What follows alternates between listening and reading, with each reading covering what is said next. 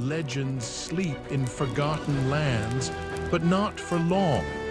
Follow the whispers, brave the shadows.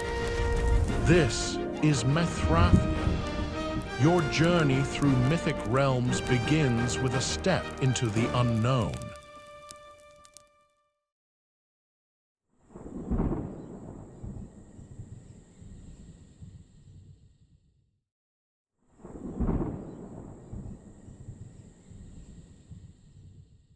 The night before the sky fell, the earth held its breath.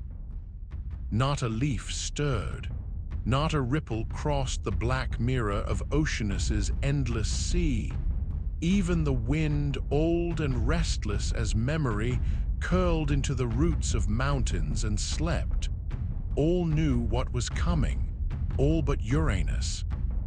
High above, wrapped in robes of starlight, he drifted toward Gaia as he always did at dusk, lover, father, jailer. He did not see the blade. He did not hear the silence. He only felt the warmth of the world rising to meet him and mistook it for welcome. But Gaia had not forgiven. And Cronus, the youngest Titan, waited on the cliff, hidden in the shadow where the earth met the falling sky, his fingers wrapped around the adamantine sickle she had forged from her own pain. It hummed with the echo of chaos, sharp enough to cut time itself.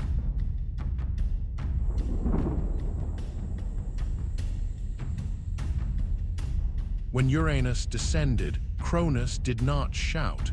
He did not curse. He reached up, steady, silent, and severed the heavens from the earth. Blood, thick and gold as molten suns, rained onto the soil.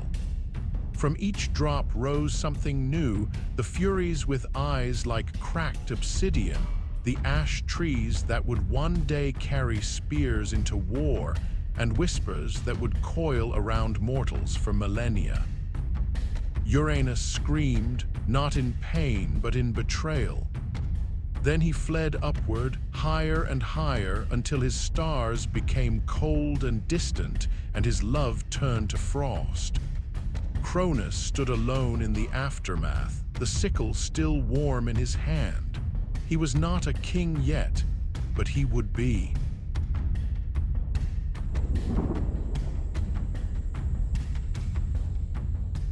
After the deed, the Titans scattered like seeds on a storm wind, but none truly left. Oceanus, eldest, walked the rim of the world as always, but now his rivers ran slower as if mourning. He spoke to no one, not even his wife Tethys. Only the sea knew his thoughts, and the sea kept secrets well. Hyperion, who once coaxed dawn from the east, now stood motionless on the highest peak, staring into the void where his father had vanished. His hands, once warm with sunlight, grew cold. His children, Helios, Selene, Eos, learned to rise without him. Iapetus, the weaver of fate, carved symbols into stone no one could raid. He said nothing when Cronus claimed the throne.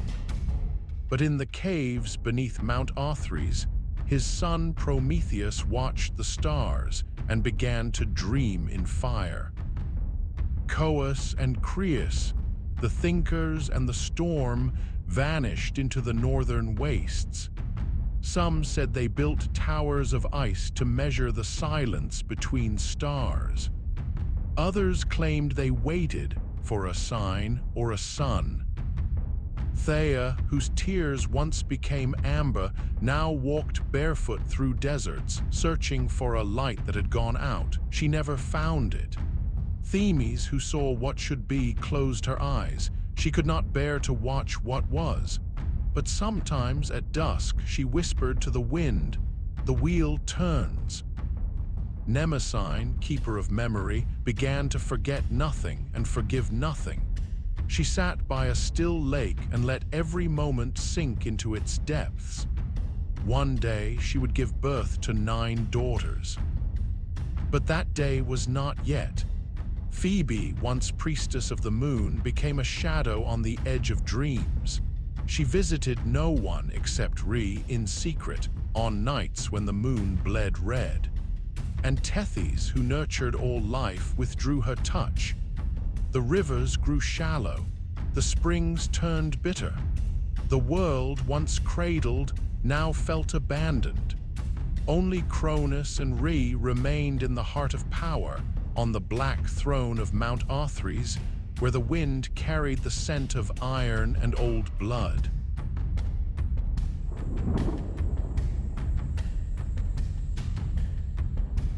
Cronus ruled with order, not cruelty but precision. Every stone had its place, every star its path. He allowed no chaos, no surprise, but Gaia remembered, and Gaia spoke again. As you rose against your father, so shall your child rise against you. The words came not in thunder, but in the rustle of dry grass. Not in fire, but in the cold sweat on Cronus's brow as he woke gasping from dreams of falling skies. He looked at Rhea, his wife, his sister, the only one who still touched him without flinching, and saw betrayal in her eyes before it existed. When their first child came, Hestia, gentle and flame-haired, he held her for only a moment. Then he smiled and took her. Rhea heard the crunch from the courtyard. She did not scream. She wept in silence, the way mountains weep, slow, deep, shaping valleys over centuries. Then came Demeter, born with wheat in her fists and soil beneath her nails. Cronus kissed her forehead and swallowed her whole. Then Hera, fierce-eyed, who kicked and bit as she was taken. Her cries echoed in Rhea's bones for years. Then Hades, whose birth brought frost to the hearth.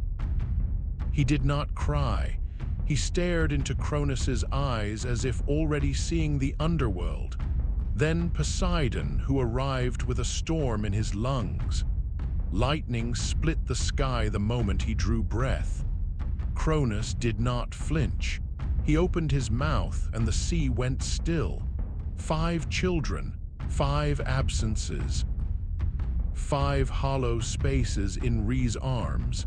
Each time she returned to the hearth. Each time she stirred the ashes. Each time she asked the same question of the stones. How long? The stones never answered. But the 6th time, when her waters broke beneath a sky thick with comets, she knew. This child would be different, not because of prophecy, but because of silence. No bird sang, no wind blew, the earth did not tremble, it listened. And when Zeus was born, small, warm, with eyes like cloudless noon, Rhea did not hand him over. She wrapped him in cloth woven from moonlight and spider silk. She sang a lullaby her mother Gaia once hummed. Sleep, little root, the storm has not forgotten you. Then she wrapped a stone in swaddling bands, smooth, cold, heavy as regret, and placed it in Cronus's hands. He swallowed without looking.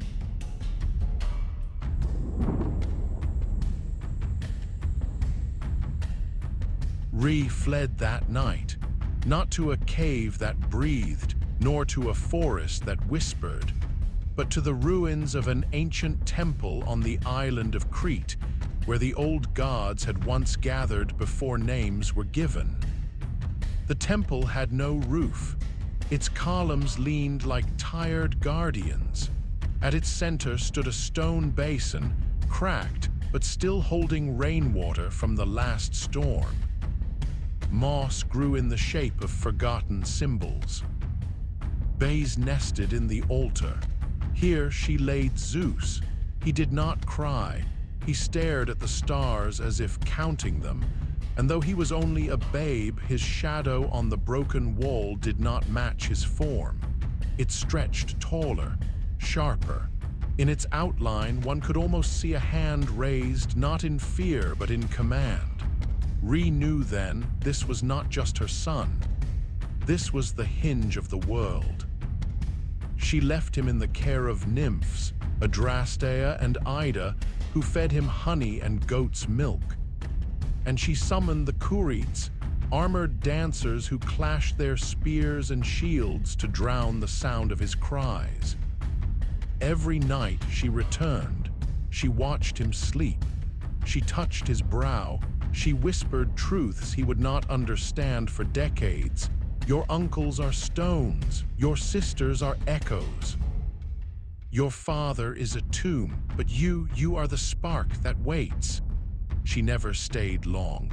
Dawn always found her gone. But sometimes, when the moon hung low over Mount Ida, villagers swore they saw a woman walking barefoot through the ruins, her hair tangled with olive leaves, her eyes older than sorrow. They called her the Mother Who Returns. They did not know her name.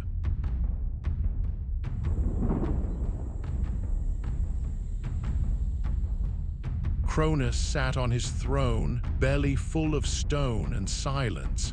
He ruled well. The seasons turned. The stars kept time. No war touched the earth.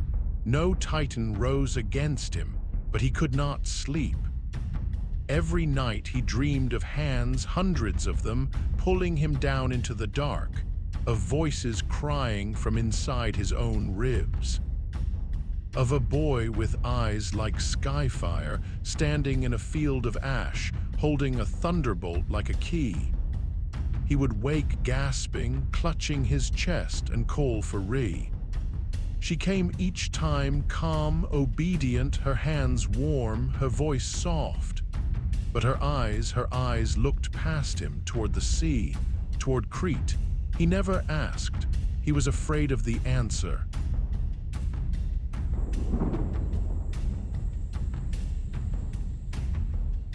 Now the 6 swallowed gods sleep in the belly of a king who fears his own shadow. The Titans wander, silent, waiting. The Furies sharpen their nails on old oaths, and on a wind-scoured island, in the ruins of a temple older than memory, a baby grows. He does not know his name yet. He does not know his destiny, but the earth knows. And the earth is patient. For now, Zeus is safe. For now, Cronus rules. For now, the storm has not broken. But the stone in Cronus's stomach sits heavy. What happens when the stone in Cronus's belly begins to hum? Will the boy in the cave already know he is the storm his father fears? Watch the next tale from Mythrathia.